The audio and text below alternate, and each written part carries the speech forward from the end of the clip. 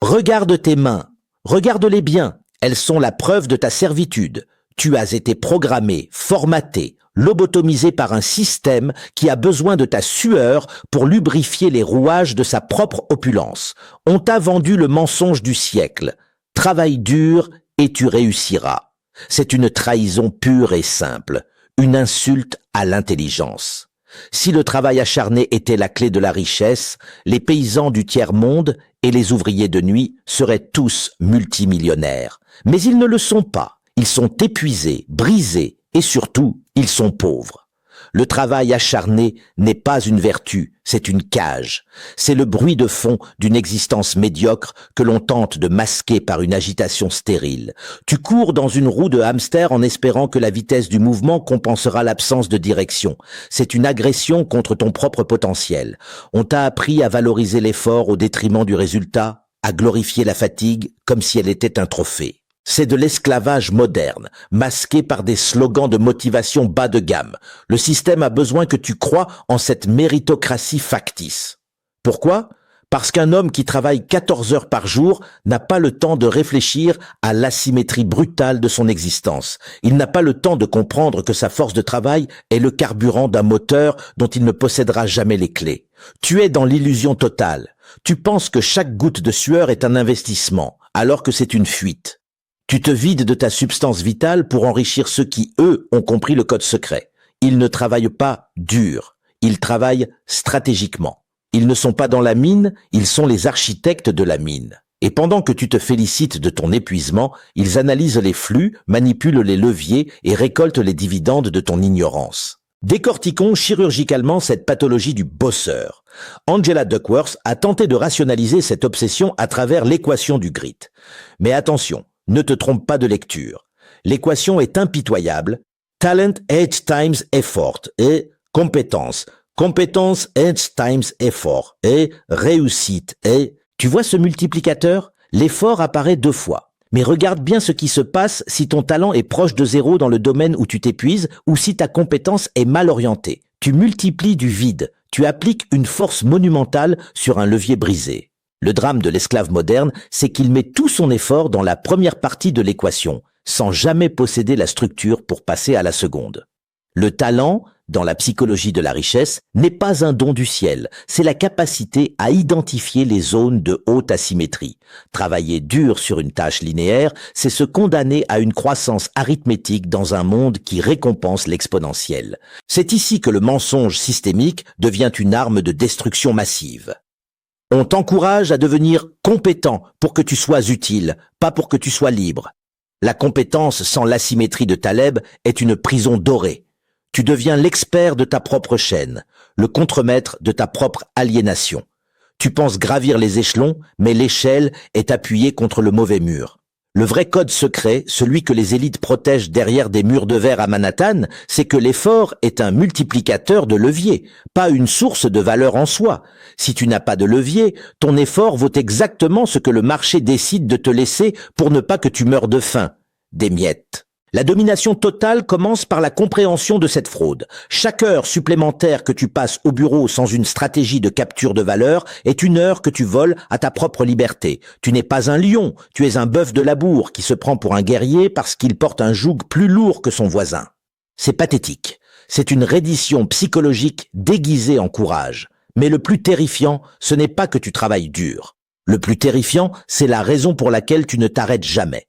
Tu as peur du silence. Tu as peur de ce qui se passerait si tu cessais de t'agiter.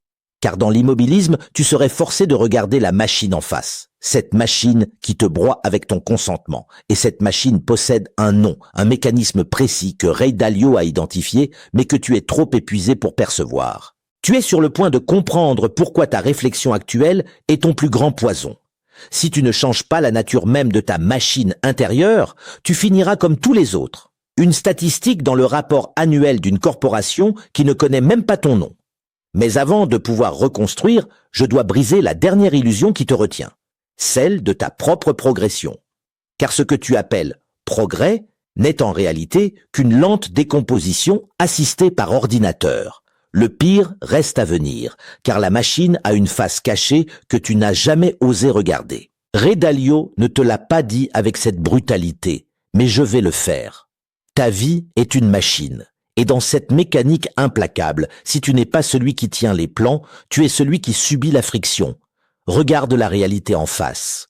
La plupart des gens sont des pièces d'usure, conçues pour être remplacées dès qu'elles cessent de fonctionner à plein régime. Ils subissent la boucle de Dalio sans jamais en comprendre la finalité. La formule est pourtant d'une simplicité chirurgicale. Douleur, place, réflexion, das, progrès. Mais toi, que fais-tu de ta douleur? Tu l'anesthésies, tu te plains, tu cherches du réconfort, tu bois le poison de la distraction pour oublier que ton quotidien est un échec systémique. Pour le bosseur moyen, la douleur est une fatalité, un bruit de fond qu'il faut endurer. Pour l'architecte de sa propre fortune, la douleur est un signal radar, une anomalie dans le système qui exige une intervention immédiate. Sans réflexion, ta douleur n'est que du gâchis biologique. C'est une insulte à ton existence. Tu t'agites dans le vide, pensant que le mouvement est synonyme d'avancement, alors que tu ne fais que creuser ton propre tombeau financier avec une pelle en or. Le concept de la machine est ce qui sépare les prédateurs des proies. Une machine ne ressent pas de fatigue, elle n'a pas d'état d'âme, elle n'a que des entrées et des sorties. Si ta sortie est médiocre, c'est que ton entrée est corrompue ou que ton mécanisme est défectueux. Le bosseur s'acharne à pédaler plus vite sur un vélo dont la chaîne est cassée. Le dominant s'arrête, analyse la rupture et reconstruit une transmission plus puissante. C'est une domination totale sur l'émotion par la logique froide. On t'a vendu l'idée que le succès était une question de volonté. C'est un mensonge systémique pour te garder dans l'arène. Le succès est une question d'ingénierie. Si tu ne considères pas ta vie, ton business et tes relations comme des systèmes imbriqués que tu dois optimiser avec une précision de neurochirurgien, tu resteras à la merci des événements. Tu seras la victime de la première tempête, le jouet des circonstances. C'est ici qu'interviennent les gains marginaux, ces détails que tu méprises parce que ton esprit est embrumé par la médiocrité. Prenons l'exemple des containers maritimes peints en blanc. Pourquoi ? Ce n'est pas une question d'esthétique, c'est une question de thermodynamique, de réduction des coûts de refroidissement, de préservation structurelle. Un gain de 1% qui, multiplié par l'échelle mondiale, génère des milliards. Toi, tu négliges ton hygiène de sommeil, tu manges de la merde, tu travailles dans le chaos et tu t'étonnes que ta machine surchauffe et s'effondre. Chaque micro-décision est une ligne de code dans l'algorithme de ta réussite ou de ta ruine. Si tu ne maîtrises pas les détails te maîtriseront. Le mépris des petites optimisations est la marque des esprits faibles qui attendent un miracle ou un coup de chance. Il n'y a pas de chance, il n'y a que de l'asymétrie favorable. Mais le plus grand danger pour un bosseur comme toi, c'est l'asymétrie de Nassim Taleb. Tu vis dans l'illusion de la linéarité. Tu penses tous que si tu travailles 10% de plus, tu gagneras 10% de plus. C'est une erreur de débutant. Le monde de la haute finance et du pouvoir est régi par les Black Swans, ces événements imprévisibles qui détruisent les imprévoyants et propulsent les opportunistes. Ton travail acharné te rend fragile. Il te rend dépendant d'un système qui peut s'effondrer en une seconde. Tu as mis tous tes œufs dans le même panier et ce panier est tenu par des gens qui se moquent éperdument de ton existence. Tu ne comprends pas l'asymétrie. Tu as tout à perdre et presque rien à gagner à rester un simple bosseur. Le véritable code secret, c'est de se positionner là où l'effort est minimal, mais où le levier est infini. C'est de transformer ton temps en capital, et ton capital en arme de domination. Cependant, avant même que tu puisses espérer construire ce levier, tu dois affronter la vérité la plus brutale sur ton propre cerveau. Tu es victime d'un biais de survie qui te fait admirer les mauvaises personnes pour les mauvaises raisons. Tu regardes les milliardaires et tu vois leur travail, alors que tu devrais regarder leur structure de risque. Tu es en train de foncer droit dans un mur de briques, persuadé que ta vitesse te permettra de passer au travers. Mais la réalité est beaucoup plus vicieuse. Il existe une faille dans ton éducation, un poison lent que l'on t'injecte depuis l'enfance et qui paralyse ta capacité à percevoir la véritable nature de l'argent. Ce poison a un nom, et il est le garant de ta servitude éternelle. Si tu ne le purges pas maintenant, le segment suivant sera ton arrêt de mort financier. On t'a injecté un poison lent dès tes premières années sur les bancs de l'école. Et ce poison coule encore dans tes veines, paralysant chaque tentative d'émancipation. Ce poison, c'est l'idéologie du salariat déguisé en civisme. On t'a appris à lever la main pour parler, à attendre une permission pour pisser et à croire qu'un diplôme est un titre de propriété sur l'avenir. Quelle blague! L'école n'est pas là pour créer des entrepreneurs ou des esprits libres. Elle est là pour produire des employés dociles, des rouages prévisibles qui ne remettront jamais en question la structure de la machine. On t'a formaté pour échanger ton temps contre de l'argent, une transaction qui est l'arnaque la plus massive de l'histoire de l'humanité. Pourquoi? Parce que ton temps est fini, alors que l'argent est virtuellement infini. En acceptant cet échange, tu plafonnes ton existence. Tu acceptes que ta valeur soit dictée par un marché qui cherche systématiquement à te payer le moins possible pour obtenir le plus de toi. C'est une trahison de ton potentiel, une castration de ton ambition sous couvert de sécurité. C'est ici que le biais de survie entre en jeu pour achever ton esprit critique. Tu regardes les icônes du succès, les titans de l'industrie, et tu écoutes leurs discours lissés sur le travail acharné. Tu tombes dans le panneau. C'est l'aveuglement des imbéciles. Le biais de survie consiste à ne regarder que ceux qui ont réussi en ignorant la montagne de cadavres financiers qui ont suivi exactement le même chemin avec la même ardeur, mais qui ont été balayés par l'asymétrie brutale du marché.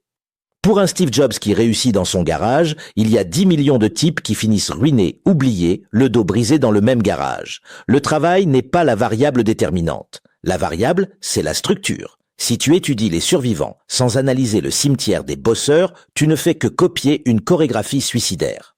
Tu te focalises sur l'effort visible parce que c'est rassurant, alors que la réalité du succès se cache dans l'invisible. Le réseau, l'accès au capital, la compréhension des cycles et surtout la capacité à manipuler le hasard. Nassim Taleb appelle cela l'asymétrie. Le bosseur est dans un système fragile. S'il s'arrête de travailler, son revenu s'arrête. S'il tombe malade, sa famille sombre. Il est à la merci d'un signe noir, un événement imprévisible qui peut tout rayer de la carte en un instant. À l'inverse, l'architecte de la richesse construit des systèmes antifragiles. Il se positionne là où une petite erreur ne le tue pas, mais où un petit succès peut rapporter 1000 fois sa mise. C'est la différence entre être un dindon que l'on engraisse pour Noël, pensant que chaque jour de nourriture gratuite est une preuve de sécurité, et être celui qui possède la ferme. Le dindon travaille dur à manger, il grossit, il se sent fort, jusqu'au jour où le boucher arrive. Et ce jour-là, toutes ces années de travail acharné ne lui servent qu'à être une meilleure pièce de viande. Tu es ce dindon. Tu te félicites de ta promotion, de ton augmentation de 3%, de ton nouveau titre ronflant qui n'est qu'une étiquette sur ta cage. Tu ne comprends pas que le système est conçu pour te maintenir juste au-dessus du niveau de survie psychologique pour que tu ne te révoltes pas, mais juste assez bas pour que tu doives continuer à courir. C'est le mensonge systémique de la classe moyenne. On te fait miroiter la propriété privée à travers un crédit sur 25 ans, ce qui n'est rien d'autre qu'un bail à long terme sur ta propre liberté. Tu ne possèdes pas ta maison, c'est la banque qui possède ton temps de cerveau disponible pour les 2 prochaines décennies. Tu es enchaîné à ton bureau par des liens invisibles faits d'échéances et de factures. La domination totale exige que tu sortes de cette linéarité mortifère. Tu dois cesser de voir le travail comme une vertu et commencer à le voir comme une ressource que tu dois économiser pour l'investir là où elle a le plus d'effet de levier. Le mépris que j'affiche pour les bosseurs n'est pas une arrogance gratuite, c'est une nécessité chirurgicale. Je dois amputer cette partie de toi qui croit encore à la justice du mérite. Le monde n'est pas juste, il est opportuniste. L'argent ne va pas à ceux qui le méritent par leur sueur, il va à ceux qui savent le capturer par leur intelligence systémique. Mais attention, ne crois pas que la sortie de ce cours soit facile. Pour briser ces chaînes, tu dois affronter une vérité encore plus sombre sur la nature de la valeur. Une vérité qui va heurter tes valeurs morales les plus profondes et te forcer à regarder l'abîme. Car ce que tu appelles créer de la valeur n'est souvent qu'une forme sophistiquée de parasitisme que tu subis sans le savoir. La machine a une faille, un code secret que seuls les 1% connaissent, et ce code repose sur une exploitation que tu n'as même pas encore imaginée. Le code secret commence par une compréhension glaciale de l'asymétrie de l'information. Ici, dans ce studio surplombant la jungle de béton de Manhattan, la vue est d'une clarté terrifiante. Le monde ne vous doit rien, et le travail acharné n'est qu'une forme de pollution sonore dans le silence assourdissant des transactions de haute fréquence. Parlons de la valeur, ou plutôt du mensonge que l'on vous a vendu à son sujet. Le bosseur croit qu'il crée de la valeur parce qu'il produit quelque chose, parce qu'il s'épuise à la tâche. Quel aveuglement! La valeur n'est pas dans la production brute, elle est dans la rareté et le levier. Si ton travail peut être reproduit par un script informatique ou par un individu plus désespéré que toi à l'autre bout de la planète, ta valeur est nulle. Tu n'es qu'une commodité interchangeable, un conteneur noir dans un désert de soleil absorbant la chaleur jusqu'à l'explosion. Regardez l'industrie maritime, ce moteur de la mondialisation sauvage. Pourquoi peindre des conteneurs en blanc? Ce n'est pas pour faire joli. C'est parce que la physique est la seule loi que le capitalisme respecte. Le blanc réfléchit la lumière, le noir l'absorbe. En changeant simplement la couleur, on réduit la température intérieure de plusieurs degrés sans dépenser un centime en électricité supplémentaire. On économise des millions en énergie de réfrigération. C'est cela, la pensée systémique. C'est cela, l'optimisation brutale. Le bosseur est le conteneur noir. Il absorbe tout l'effort, toute la pression, toute la chaleur et finit par brûler de l'intérieur, détruisant la cargaison de son propre potentiel. L'architecte de la richesse, lui, est celui qui choisit la peinture. Il ne porte pas les boîtes, il dicte les conditions thermiques de leur transport. Il utilise les lois de la nature pour créer un avantage injuste. Ta vie est une machine, mais tu es coincé à l'intérieur de l'engrenage, broyé par les dents de métal du quotidien. Ray Dalio nous exhorte à nous élever au-dessus de notre propre machine pour l'observer d'un œil clinique. Mais toi, tu as le nez collé sur le métal, respirant les vapeurs d'huile de ta propre exploitation. La boucle, douleur plus réflexion, dullacham, progrès, exige une distance que tu n'as pas le luxe de prendre. Tu es trop occupé à bosser pour réfléchir. La réflexion est un luxe que les médiocres ne s'offrent jamais. Et c'est précisément pour cela qu'ils restent enchaînés. La réflexion est le scalpel qui permet de retirer la tumeur de l'inefficacité. Sans elle, tu n'es qu'un animal de trait avec une montre connectée. Analysons les gains marginaux dans ta propre biologie. Pourquoi les élites sont-elles obsédées par leur literie, leur hygiène de sommeil, leur nutrition de précision? Ce n'est pas du bien-être, c'est de l'armement. Si tu dors sur un matelas médiocre, si ton environnement est pollué par le bruit et le chaos, ta machine cérébrale tourne à 60% de ses capacités. Tu perds la guerre avant même qu'elle ne commence. Pendant que tu te vantes de ne dormir que 4 heures par nuit pour charbonner, celui qui va t'écraser a optimisé chaque cycle de son sommeil paradoxal pour que ces 2 heures de travail stratégique soient plus dévastatrices que tes 20 ans de labeur désordonné. C'est une domination totale par l'infrastructure personnelle. Le code secret dont je te parle, c'est la capture de la rente. Le travailleur crée 100 unités de valeur, mais il n'en capture que 10 sous forme de salaire. Les 90 restantes sont aspirées par le propriétaire du système, celui qui possède le levier. C'est une trahison mathématique. Pour sortir de cet esclavage moderne, tu dois passer du côté de ceux qui possèdent la structure. Tu dois cesser de vendre ton temps pour acheter celui des autres. Mais pour cela, tu dois accepter de détruire ton identité de bon élève et de travailleur acharné. Tu dois devenir un prédateur de système. Mais attention, le chemin vers cette domination est pavé de trahison envers toi-même. La plupart des gens reculent devant la brutalité de cette transformation. Ils préfèrent le confort de leur servitude à l'inconfort de leur souveraineté. Ils préfèrent dire « j'ai fait de mon mieux » plutôt que de dire « j'ai gagné ». Le mieux est l'excuse des perdants.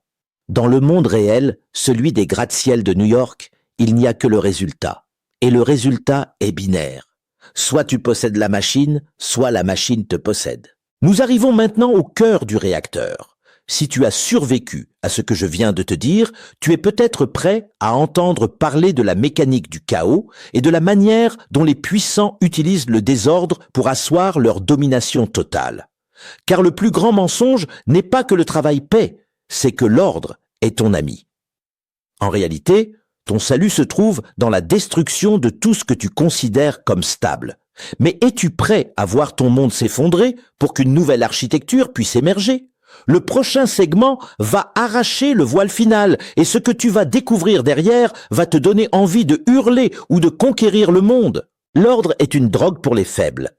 On t'a vendu la stabilité comme l'alpha et l'oméga d'une vie réussie. Mais en réalité, la stabilité est le linceul de ton ambition.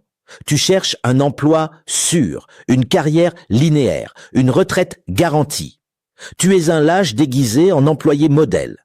Dans l'univers impitoyable de la haute finance, la stabilité n'existe pas.